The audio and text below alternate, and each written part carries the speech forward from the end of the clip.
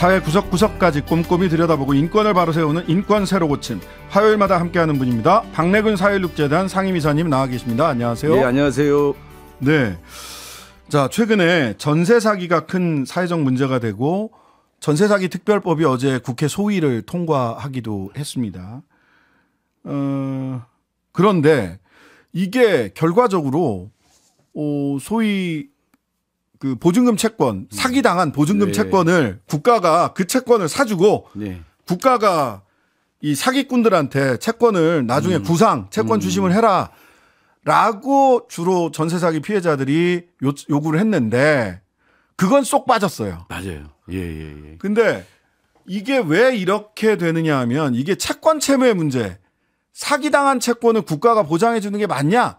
이렇게 접근을 하면 그거 어떻게 다 보장해주지? 사기당한 사람들 다 어떻게 구제해주지? 구제해주면 좋지만 그러니까 주거가 권리다, 인권이다라고 하는 관점이 전혀 빠져 있는 거죠. 그 부분입니다. 예. 채권 채무의 문제만 남기고 주거권이 우리 국민의 사람의 기본권이다라고 하는 부분을 빠지고 얘기하면 채권 채무만 남는 거예요. 예. 우리 헌법에도 뭐 그런 거를 유추해낼 수 있는 조항들은 굉장히 많이 있습니다. 네네. 헌법 10조에 모든 국민은 인간으로서의 존엄과 가치를 가지며 행복을 추구할 권리를 가진다. 네. 라든지 34조에 이제 모든 국민은 인간다운 생활을 할 권리가 있다. 35조에 이제 쾌적한 환경에서 거주할 생활할 권리가 있다. 뭐 이런 얘기들도 있는데 또 이것뿐만이 아니라 우리가 이제 가입하고 있는 경제사회문화적 권리가 있거든요. 네. 그 경제사회문화적 권리에 관한 국제규약, 국제인권규약이죠. 사회권규약이라고 얘기를 하죠. 네. 거기 11조에 보면은 모든 사람이 적당한 식량, 의복 및 주택을 포함하여 자기 자신과 가정을 위한 적당한 생활 수준을 누릴 권리를 갖고 있다. 네. 그 생활 조건을 지속적으로 개선할 그런 권리를 갖는다. 네. 그러면 당사국인 국가는 그거를 보장해 줘야 될 의무가 있는 거죠. 네. 뭐 이렇게 이제 규정되어 있어서 사실 주거권은 인권이라고 하는데 우리나라는 주거권이 인권이라고 하고 굉장히 낯설어 하거든요. 네. 왜 그러냐면 지금 우리나라에서는 주거 문제를 계속 그 부동산의 문제, 주택 시장의 문제 이렇게 접근하는 게 굉장히 큰 거예요. 네. 지금의 이제 국회에서 논의되고 있는 요 전세 사기 문제와 접근하는 방식도 똑같은 거죠. 이럴 때는 뭐냐면 소유권 중심이 되는 거거든요. 네. 소유권 중심의 이게 인권 체계가 많이 바뀌었음에도 불구하고 이게 여전히 우리는 소유권 중심의 그런 사고와 법 체계, 제도 이런 걸 갖고 있고 그게 너무 당연한 것처럼 알고 있는데 인권의 관점에서 보면 이거 틀린 얘기가 되는 거죠. 네. 우리나라에 또 주거기본법도 있거든요. 예. 주거기본법상에 보면은 국가가 이렇게 계획을 세워서 주거 정책을 세워서 국민들이 편안하게 생활할 수 있도록 할 의무가 부과돼 있어요. 그래서 이제 우리 주거권과 관련해서 이제 보면은 이제 세입자들 관점에서 좀 보면은 사실 세입자를 또 보호하는 또 법도 있잖아요, 그죠? 예, 임대차보호법, 상가임대차보호법, 주택임대차보호법. 근데 이제 이게 인권으로서 보장된 거라면 어떤 경우에도 인권으로 보장이 돼야 되잖아요. 그렇죠. 그런데 만약에 거기서 재개발이나 재건축이나 이런 거 되면 이게 중재가 돼버려요. 그러니까 소유권 중심으로 즉 집주인들한테는 일정하게 권리 보장이 되도록 법 체계가 마련돼 있는데요. 주거권 개념이 제대로 확립돼 있지 않기 때문에 인권으로서의 주거권 개념이 확립돼 있지 않기 때문에 세입자들은 재개발 재건축되면 권리가 아주 그냥 확 쪼그라듭니다. 그러죠. 그래서 집을 소유할 권리로 부르는 게 아니라 이거 세입자들은 그 점유하고 있는 거잖아요. 네. 점유하고 있는 것도 권리고 이 사람들한테는 이렇게 이게 보장돼줘야 자기 자신과 자기 가정과 가족들이 함께 행복을 추구할 수 있거든요. 네. 그러니까요. 저는 그 기회가 돼서 헌법 개정이 된다면 헌법 제35조에 보면 국가는 주택개발 정책 등을 통하여 모든 국민이 쾌적한 주거 생활을 할 수 있도록 노력하여야 한다 이렇게 돼 있거든요. 그게 아니라 국가는 모든 국민의 쾌적한 주거 생활을 보장하여야 한다라고 조금 더 명확하게 우리 이제 2009년도 용산 참사 이후에 이런 주거권을 확보하기 여러 가지 노력이 했는데 늘 이게 국회에서 막혀가지고 통과가 안 되고 그런 상태로 온 거죠. 자, 이쯤에서요. 인천 미추홀구 전세 사기 피해자분 이야기 한번 직접 들어보겠습니다. 아까 말씀드렸던 대로 그 전세 사기 피해 특별법, 피해자 구제를 위한 특별법이 어제 국회 소위원회를 통과를 했습니다. 그런데 이 소위원회에 대해서 이 피해자들은 오히려 소위원회에서 통과된 법안에 대해서 피해자들은 오늘 국회 항의도 하고 뭐 이런 행동을 하셨어요. 왜 이런 이 법에 대해서 어떻게 생각하고 있고 왜 항의하고 계신지 현재 미추홀구 전세사기 피해 대책위원회 부위원장 맡고 계신 박순남 씨 전화로 연결해 보겠습니다. 부위원장님 안녕하세요. 네, 안녕하십니까? 네. 자, 오늘 오전 국회 앞에서 어제 국회 소위 통과한 전세사기 특별법 항의하는 집회를 열었는데요. 경찰과 충돌이 있었다고요? 네네. 근데 집회를 한 건 아니고요. 저희는 항의하는 기자회견을 했고 저희가 제대로 된 특별법을 제정하라고 1만인 서명을 받았고 그 서명을 전달하는 과정에서 물리적인 충돌이 좀 있었습니다. 아, 국회 들어가서 전달을 하려고 했는데 국회에 못 들어가게 그걸 했어요? 막아서서 그러면 꼭 몇 사람만 들어가세요? 또 이렇게 경찰 쪽에서 얘기를 할 텐데. 5명. 너무 잘하시네요. 5명만 들어갈 수 있다 그래서 저희가 인원이 많지도 않았고 피해 당사자들은 대부분 투잡, 쓰리잡 생계를 이어가야 돼서 대표자들 중심으로 모였는데 그 인원이 그렇게 많지는 않았거든요. 네. 한 15명 정도 됐는데 그 인원이 들어가겠다고 하는 걸 인원을 제한해서 저희가 다 들어가겠다고 요구를 했는데 거기에서 이제 물리적 충돌이 좀 있었습니다. 네. 예. 지금 투잡, 쓰리잡 하신다고 하는데 지금 피해자분들 대부분이 굉장히 힘든 생활 이어가고 계실 텐데 어떠세요? 어떻게 지내세요?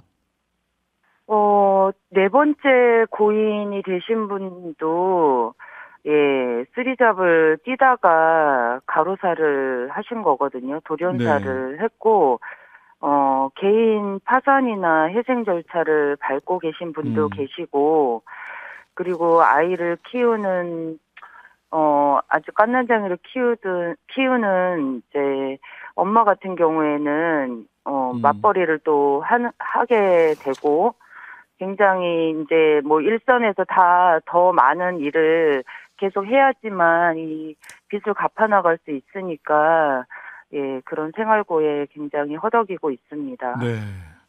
자, 어제 국회 법안심사소위 통과한 전세사기 특별법 제정안.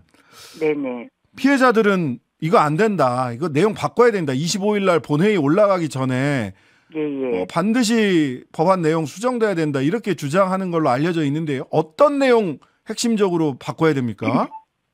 저희 미추홀구 전세사기 문제는 굉장히 조직적 거대한 이제 범죄 사기예요. 50여 명이 넘는 부동산 중개업자와 바지 임대업자, 건설사와 그리고 관리사무소까지 모두 다가 조직적으로 계획해서 저지른 범죄이거든요.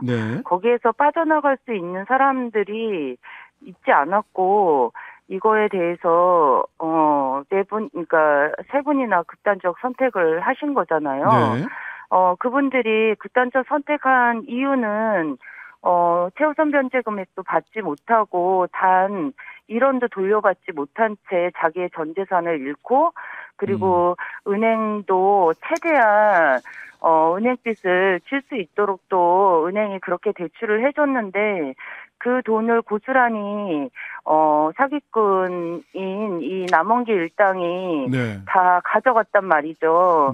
그런 상황에서 저희가 요구했던 거는 삶을 이어갈 수 있는 적어도 그 빚더미의 당장에 거리에 쫓겨나는 그런 세대들에게 삶을 이제 이어갈 수 있도록 하는 그런 대책을 마련해 달라고 요구를 한 건데 그게 엄청난 규모의 빚이잖아요. 이 서민들에게는 1억이나 가까이 되는 그 빚을 당장에 임대인은 사라지고 은행에서는 이걸 당장에 갚으라고 이야기하고 근데 소액 임차인이라고 하는 극빈층의 그런 서민들에게 최우선이라도 보호장치로 주는 최우선 변제 금액을 주지 않는 이 현행법이 문제인 거죠. 그런 암울한 미래를 안고 살아가야 되는 이들에게 정부가 내놓는 특별법이라고 하는 대책이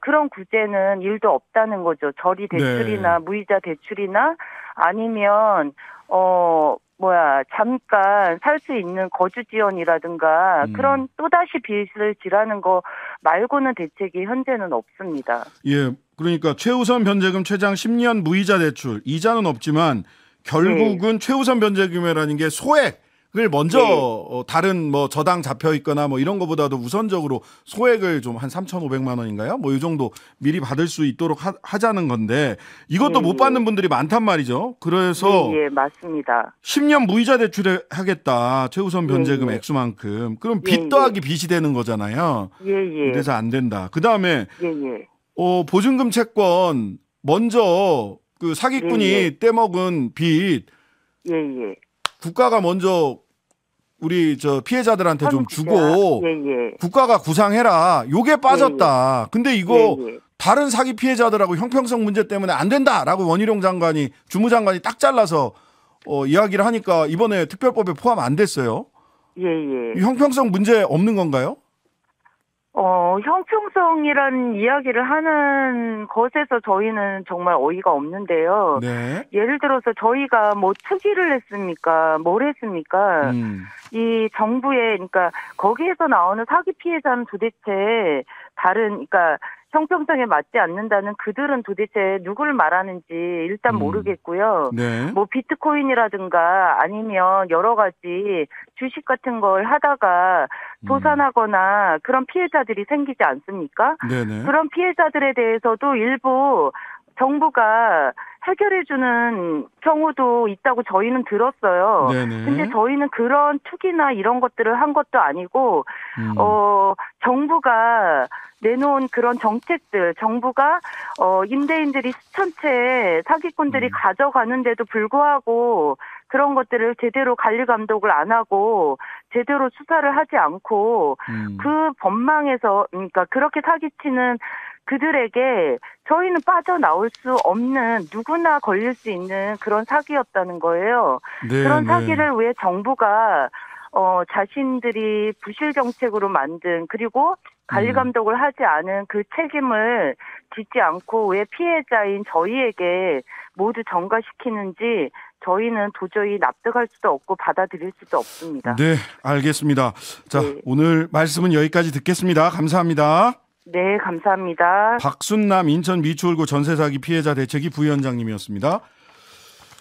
네, 결과적으로는 인권이냐 소유권이냐 주거권이냐 소유권이냐 이런 얘기가 있고 그다음에 하나는 이게 사야 국가가 책임져야 될 문제냐 아니면 왜 사기당했어 다른 사기당한 사람들 것까지 국가가 다 책임져야 돼? 라는 논리거든요. 국가 책임이냐 개인의 책임이냐. 개인 책임이냐. 예. 근데 이제 이게 이제 보면은 이제 박근혜 정권 때도 이제 이런 제도들을 그러니까 뭐 그 주택 대출이나 이런 것들을 엄청 늘려줬잖아요. 그랬죠. 이런 것도 규제 없이 막 늘려줬고 문재인 정부 때 그랬고 윤석열 정부 때 들어와서 또 막 그런 거거든요. 네. 그러다가 이제 이게 주택 가격이 막 올라가고 그럴 때 부동산 시장이 막 좀 활성화돼서 막 할 때는 이렇게 해서 이제 될 것처럼 막 뻥튀기 뛰긴 거죠.